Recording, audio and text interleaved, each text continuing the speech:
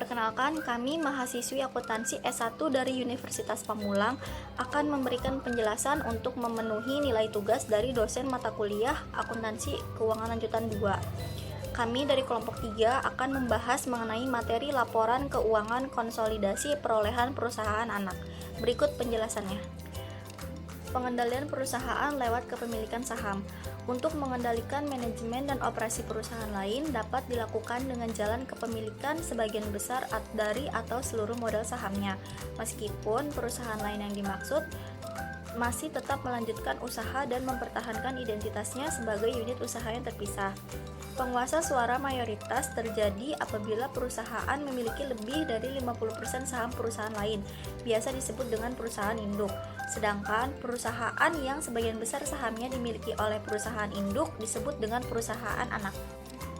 Jika ditinjau dari sudut praktis, perolehan oleh perusahaan yang satu atas penguasaan atau controlling interest dalam saham perusahaan lain sama dengan peleburan atau konsolidasi, karena harta bendanya sekarang berada di bawah satu pengelolaan dan pengendalian. Namun, jika ditinjau dari sisi yuridis, terlepas dari tingkat pengendalian yang dapat dilaksanakan, masing-masing perusahaan tersebut akan tetap dipandang sebagai suatu kesatuan usaha yang tetap berdiri sendiri.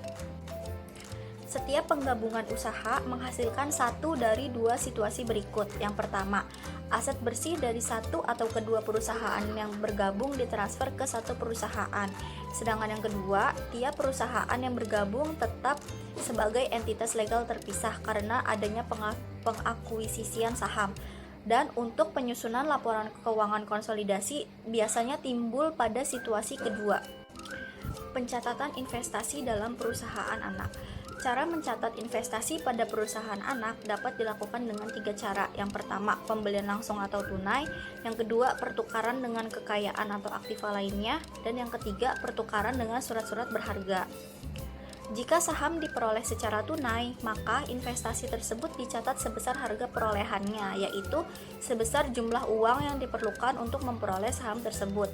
Yang kedua, jika sahamnya diperoleh melalui pertukaran dengan aktiva lain, maka investasi tersebut dicatat dengan nilai wajar aktiva yang diserahkan.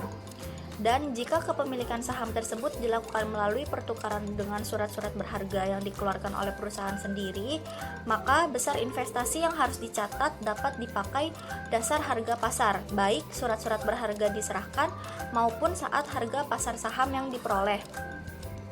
Tergantung dari mana yang lebih jelas yang dapat ditentukan. Dan selisih nilai nominal atau nilai yang ditetapkan dari surat berharga yang diserahkan diperlakukan sebagai agio atau disagio yang timbul dari surat berharga tersebut. Sifat laporan keuangan konsolidasi. Neraca perusahaan induk yang melaporkan kepemilikan sahamnya pada perusahaan anak sebagai investasi dan perusahaan anaklah yang melaporkan hak-hak perusahaan induk atas perusahaannya sebagai modal saham.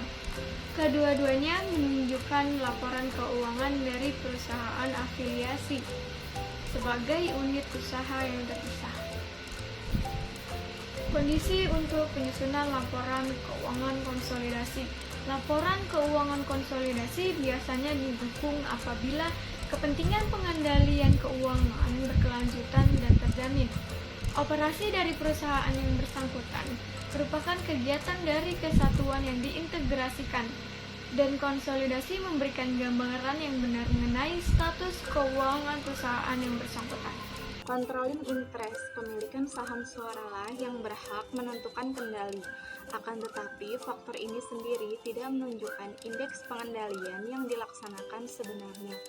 Perusahaan dapat saja memiliki mayoritas saham berhak suara perusahaan lain, namun perannya dalam memilih dewan direktur, dalam pengembangan kebijakan, atau dalam mengarahkan operasi perusahaan ini tidak dominan.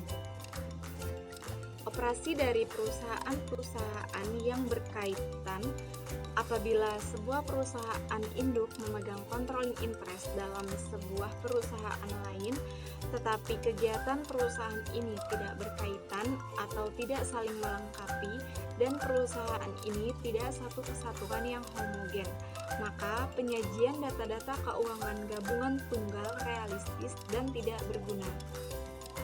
Berikut Dalam ketentuan hukum, dapat dikesampingkan hanya sejauh ketentuan ini tidak relevan dalam pandangan ekonomis yang menyeluruh. Maka, keterlibatan ini harus ditetapkan baik dengan menghindari prosedur konsolidasi ataupun dengan mengungkapkan implikasi ini dalam laporan konsolidasi. Selanjutnya adalah masalah dalam penyusunan laporan keuangan konsolidasi. Dalam penyusunan laporan keuangan konsolidasi timbul masalah yang berbeda-beda. Misalnya, masalah yang timbul pada kepentingan langsung dan tidak langsung yang diperoleh melalui kepentingan kepemilikan ini. Lalu, masalah lain yang timbul pada tanggal setelah tanggal perolehan pengendalian. Dan adanya masalah khusus yang dijumpai dalam perhitungan laba rugi dan laporan laba ditahan konsolidasi. Demikianlah penjelasan mengenai laporan keuangan konsolidasi perolehan perusahaan anak yang dijelaskan oleh kelompok 3, di mana adanya perusahaan induk yang mengendalikan perusahaan anak dengan sumber utama pencatatan penerimaan investasi perusahaan anak adalah harga pokok perolehan saham atau penukaran aktiva lainnya. Kurang lebihnya mohon maaf dan terima kasih.